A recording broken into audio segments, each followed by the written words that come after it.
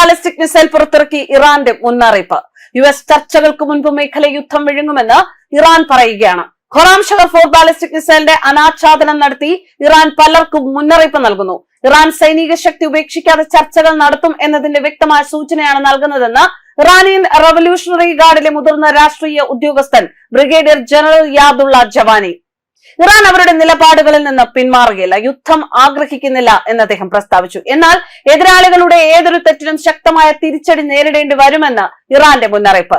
ഇറാന്റെ ചർച്ചാ സംഘം രാജ്യത്തിന്റെ ശക്തിയിലും സൈനിക ശേഷിയിലും ആശ്രയിച്ച് ആത്മവിശ്വാസത്തോടെ ചർച്ചകളിൽ ഏർപ്പെടുകയാണ്. വിട്ടുവീഴ്ചകൾ ഉണ്ടാവില്ല, പകരം പ്രതിരോധത്തിന് ഊന്നൽ നൽകും.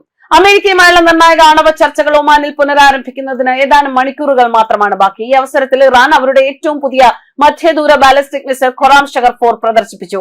ഈ ശക്തമായ ആയുധങ്ങൾ നിറഞ്ഞ ഭൂഗർഭ മിസൈൽ സൗകര്യങ്ങളുടെ നാടകീയമായ ദൃശ്യങ്ങൾ സ്റ്റേറ്റ് മീഡിയ പുറത്തുവിട്ടിരിക്കുകയാണ്.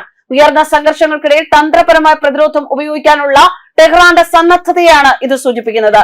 2000 കിലോമീറ്റർ വരെ ദൂരപരിധിയും കനത്ത പേലോഡ് ശേഷിയുമുള്ള ഈ മിസൈൽ ഇസ്രയേലിലെയും ഗൾഫിലെ US താവളങ്ങളെയും വിശാലമായ പ്രാദേശിക ലക്ഷ്യങ്ങളെയും ആക്രമണാത്മക ദൂരത്തിൽ എത്തിക്കും.